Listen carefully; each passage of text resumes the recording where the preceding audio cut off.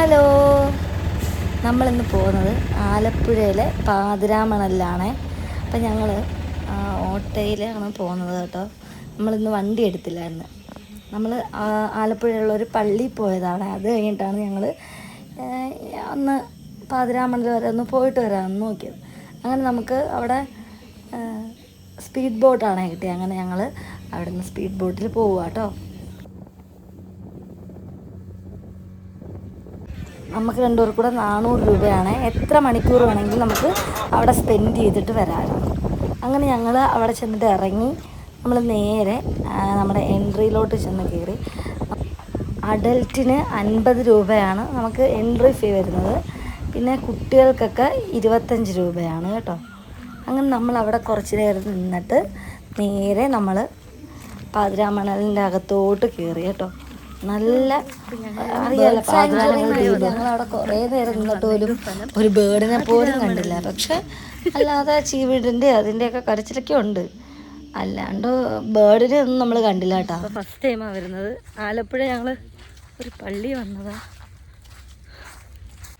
ഞങ്ങളവിടെ ചെന്നപ്പോഴേ ആകെ ഒരു 2 ഫാമിലി ഉള്ളായിരുന്നു. പിന്നെ ഒരു 3-4 പയ്യന്മാരവിടെ ചൂണ്ടയിടുന്നുണ്ടായിരുന്നു കേട്ടോ.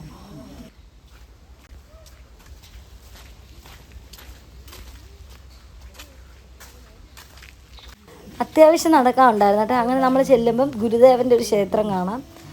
പിന്നെ ഇത് എന്തോ ഇരിക്കുന്നതൊക്കെ സ്ഥലം, പക്ഷെ അതൊക്കെ പൂട്ടി വെച്ചേക്കുക, ഒന്നുമില്ല. പിന്നെ നമ്മുടെ കുട്ടികൾക്ക് പറ്റുന്ന കുറച്ച് കാര്യങ്ങളൊക്കെ ഉണ്ട്, അഡ്വഞ്ചേഴ്സൊക്കെ ഉണ്ട് അതിനകത്ത്. പിന്നെ ഒരു ഹട്ടുണ്ടായിരുന്നു, നമ്മൾ ഹട്ടിലൊക്കെ കയറിയായിരുന്നു കേട്ടോ. ഈ വള്ളി അതിൻ്റെ അപ്പുറത്തായിട്ട് വള്ളി ഉണ്ടില്ലേ, അവിടെയൊക്കെ ഞങ്ങൾ കയറിയിരുന്ന് എന്തോ ഊഞ്ഞാലാടുന്നതൊക്കെ ആടി അങ്ങനെയൊക്കെ നിന്നായിരുന്നു.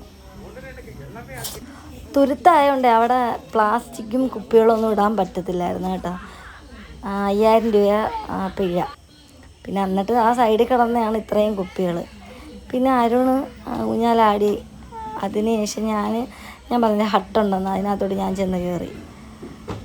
കൊള്ളാം, അത്യാവശ്യം അവിടെയൊക്കെ കൊള്ളായിരുന്നു. അല്ലാതെ പറയത്തക്ക വിധം അടിപൊളിയൊന്നുമല്ല. കുറച്ച് കഴിഞ്ഞപ്പോൾ അരുണും ഊഞ്ഞാലിൽ നിന്ന് ഇറങ്ങിയിട്ട് അവിടെ നിന്ന് ഹട്ടിലോട്ട് കയറി വന്ന്. ഹട്ട് കണ്ട നല്ല ഭംഗിയാട്ടോ.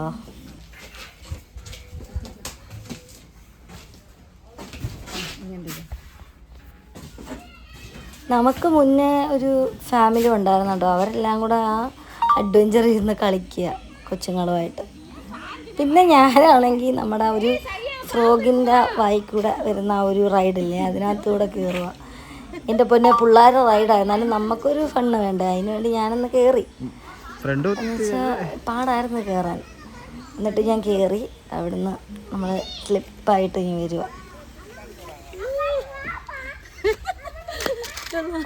അത് കഴിഞ്ഞിട്ട് ഞാൻ ഒരെണ്ണം കൂടെ അകത്തോട്ട് പോയി ഉള്ളിലോട്ട്. എന്നിട്ട് ഈ ഒരു റൈഡ് കണ്ടു കേട്ടോ. ഇത് ഞാൻ ജിമ്മിനൊക്കെ പോകുമ്പോൾ ചെയ്യുന്നതായിരുന്നു എനിക്ക് നീളം വെക്കാൻ. പക്ഷെ ഇപ്പം എനിക്ക് പറ്റുന്നില്ല, വെയിറ്റൊക്കെ കൂടി. അതുകൊണ്ട് പറ്റാത്തതുകൊണ്ട് ഞാൻ അത് ഇറങ്ങി. പിന്നെ അത് കഴിഞ്ഞിട്ട് ഞങ്ങൾ ഈ റൈഡ് കാണാൻ കയറിയത്. ഇതാണെങ്കിൽ താഴുന്നില്ല. പിന്നെ ഓക്കെ കേട്ടാ. നീ എന്താ ചെയ്തു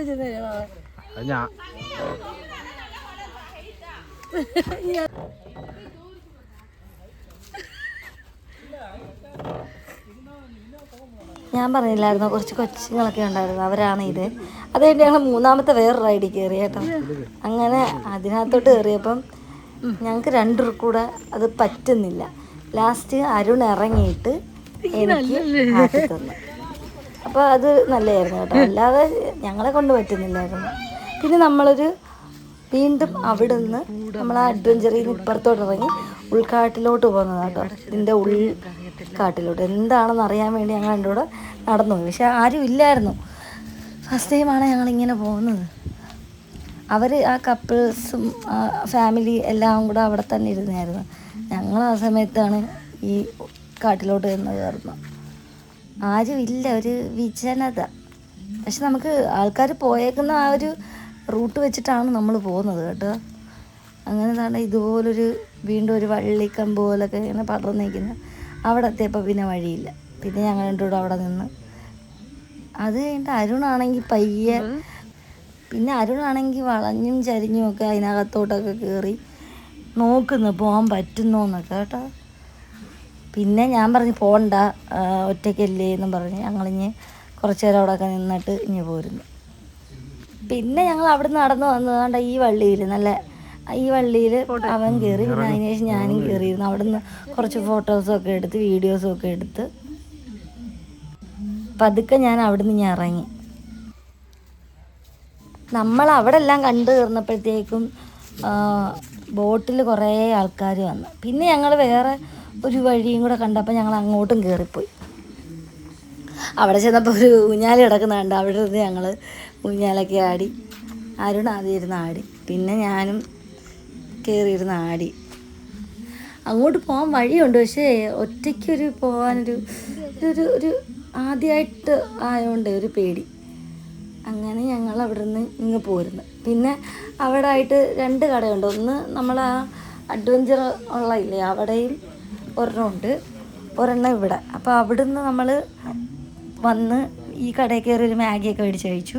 പിന്നെ നമ്മൾ ഈ എൻട്രിയിലായിട്ട് ഒരു ഹട്ടും കൂടെ ഉണ്ടായിരുന്നു. അത് പക്ഷേ കയറാൻ പറ്റത്തില്ല. അവിടെ നിന്ന് ഞങ്ങളിഞ്ഞ് പോരുന്നു. പിന്നെ നമ്മൾ കുറേ നേരം വന്നിട്ട് ഫ്രണ്ടിൽ ഈ നമ്മുടെ ഈ കായൽ വ്യൂ ഇല്ലേ, അവിടെ വന്നിരുന്ന് അങ്ങോട്ടും ഇങ്ങോട്ടും ഒക്കെ ഇരുന്ന് സംസാരിച്ചുകൊണ്ടൊക്കെ ഇരുന്ന്.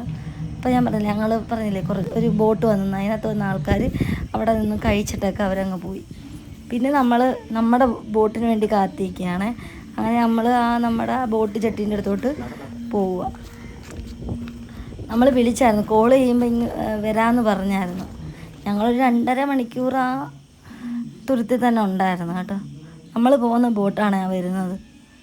നല്ല പറത്തിയാണ് ആ ബോട്ട് വരുന്നത് കേട്ടോ.